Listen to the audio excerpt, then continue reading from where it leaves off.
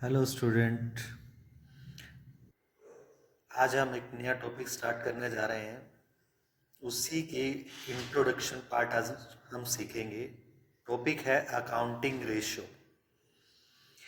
Accounting ratio क्या है, इसके लिए इन दोनों वर्ड्स को पहले अलग करेंगे। रेशियोज, रेशियो क्या होती है? Ratio relationship between two numbers. दो नंबर्स के बीच में जो संबंध को डिफाइन करता है, इट इज कॉल्ड रेशियो। आ भी गया। ए ratio is the mathematical relationship between two related or interdependent item expressed in quantitative form। that means number form में, मैथमेटिकल फॉर्म में एक दूसरे पर इंटरडिपेंडेंट या रिलेटेड आइटम्स हैं, उनके संबंध को एक्सप्रेस करना क्या कहलाता है? रेशो कहलाता है। लेकिन ratio when calculated on the basis of accounting information, लेकिन जब उसको अकाउंटिंग इंफॉर्मेशन पर कैलकुलेट किया जाता है तो it is called accounting ratio. उसको हम क्या बोलेंगे? Accounting ratio. फर्स्टली सीखेंगे कि एक्सप्रेस ऑफ रेशो, इसको एक्सप्रेस कैसे किया जाता है। चार तरह से एक्सप्रेस किया जाता है। फर्स्ट वन प्योर रेशो से। प्योर रेशो फॉर्म क्या होती है? It is the form the relationship between two item Inn express in ratio. For example, मान लीजिए दो नंबर हैं 2 लाख एंड 1 लाख। अगर इसको रेशो फॉर्म में एक्सप्रेस करना है तो शॉर्ट टू शॉर्ट फॉर्म में एक्सप्रेस करेंगे तो 2:1 है। That mean 2:1। इसको हम बोलते हैं प्योर रेशो।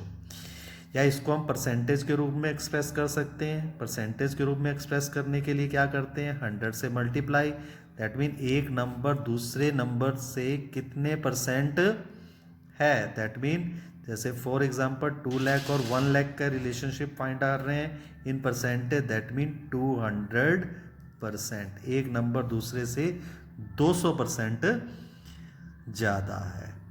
ठीक है।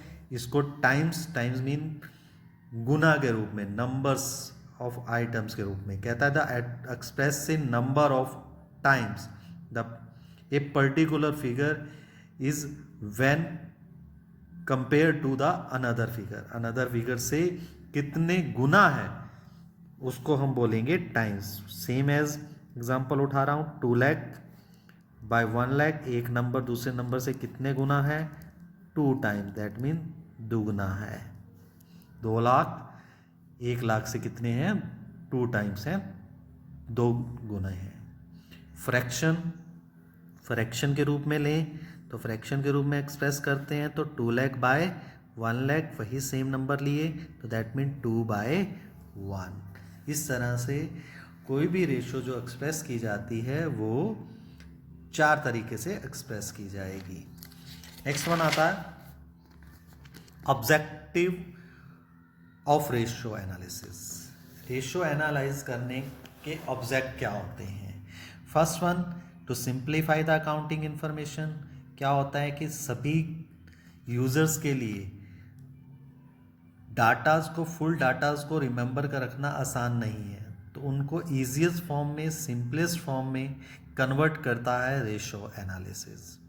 Second one, determine the liquidity short term and long term, मतलब भुगतान क्षमता को डिफाइन करता है कि एक बिजनेस की शॉर्ट टर्म पेमेंट कैपेसिटी जिसको उसने 1 साल के अंदर चुकाना है, या लॉन्ग टर्म पेमेंट कैपेसिटी जिसको उसने 1 साल के बाद की अवधि में चुकाना है, उसमें वो कितना सक्षम है, चुका पाने में सक्षम है, पे कर भी पाएगा या नहीं कर पाएगा, उस इंफॉर्मेशन को फाइंड आउट करने में हेल्प करती है। To assess the operating efficiency of the business, एक बिजनेस कितनी एफिशिएंसी के साथ ऑपरेट हो रहा है, चलाया जा पा रहा है, वो प्रेजेंट करती है ratio analysis. Fourth one, profitability. That mean पिछले सालों के मुकाबले में इस साल बिजनेस कितने अच्छे प्रॉफिट अर्न कर रही है, या उसकी प्रॉफिटेबिलिटी अदर फर्म से इंटरलेट करके भी हम कैलकुलेट कर सकते हैं। To help in comparative analysis, पिछले सालों के साथ कंपेयर किया जा सकता है और अदर फर्म के साथ भी कंपेयर करना पॉसिबल हो सकता है। Types of accounting ratio, next one topic आता है types of accounting ratio. 4 types हैं, liquidity ratio, solvency ratio, activity ratio and profitability ratio. 4 types से आपके सिलेबस के अकॉर्डिंग है।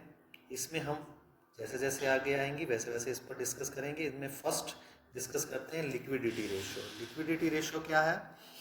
लिक्विडिटी या इसको शॉर्ट टर्म सॉल्वेंसी भी बोलते हैं। शॉर्ट टर्म सॉल्वेंसी जैसे मैंने अभी आपको बताया कि थोड़े समय में 1 साल के अंदर जो उसको पे करना है, भुगतान करना है, पेबल कैपेसिटी बिजनेस की फाइंड आउट करती है, भुगतान क्षमता को बताती है।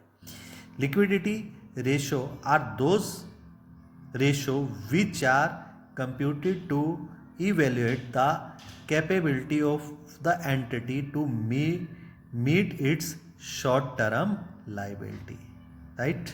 मतलब उसकी शॉर्ट टर्म भुगतान क्षमता का पता कर। नेक्स्ट वन आता है टाइप्स ऑफ लिक्विडिटी रेशो। आपके सिलेबस के अकॉर्डिंग 2 तरह से लिक्विडिटी रेशो कैलकुलेट की जाएंगी। फर्स्ट वन है करंट रेशो और सेकंड वन है लिक्विड रेशो, या इसको क्विक रेशो या एसिड टेस्ट रेशो के नाम से भी जानते हैं। फर्स्ट वन आती है करंट रेशो। करंट रेशो क्या है? Current ratio it is the indicate whether the enterprises will be able to meet its short term financial obligation as and when they become due for payment. That means वही कि ये indicate करती है कि वो अपनी शॉर्ट टर्म पेमेंट चुकाने में सक्षम है या नहीं है। इसके लिए जो फॉर्मूला यूज किया जाता है current ratio is equal to current asset by current liability. अगर इसी में बच्चा कि देखा जाता है कि वो अपनी करंट लाइबिलिटीज को पेबल करने में करंट एसेट से कितना सक्षम है। ये माना जाता है कि किसी भी फर्म की, कंपनी की अगर करंट रेशो 2:1 है, दैट मीन दुगनी है करंट एसेट्स करंट लाइबिलिटी से, तो ईजिली अपने करंट लाइबिलिटीज को पेबल करने में सक्षम है, भुगतान करने में सक्षम है।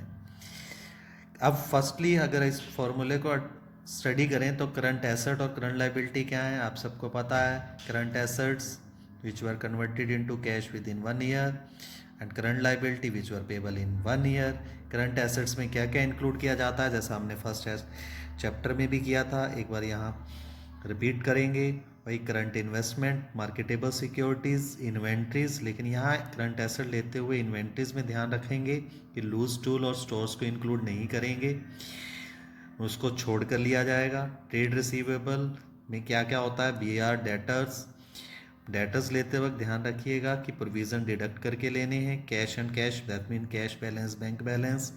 Short term loan and advances जो आपने अपने एम्प्लॉयज़ वगैरह को दिए हुए हैं। अदर करंट एसेट्स में prepaid expense, interest receivable etcetera, same as current liability short term borrowings plus trade payables, bills payable plus creditor. Other current liability में interest due and outstanding expense, unclaim dividend, ऐसे dividend अभी जो company से claim नहीं हुए share holder के द्वारा, and plus short term provision and etcetera. Dear student, next topic में हम इस फॉर्मूला के बेसिस पर कुछ सम सॉल्व करना सीखेंगे, कैसे सॉल्व किए जाएंगे। आपको तब तक इस फॉर्मूले को याद रखना है और करंट एसेट्स और करंट लाइबिलिटीज़ में क्या क्या इंक्लूड किया जाता है उसको अच्छे से आपको पता होना जरूरी है। Thank you and have a nice day.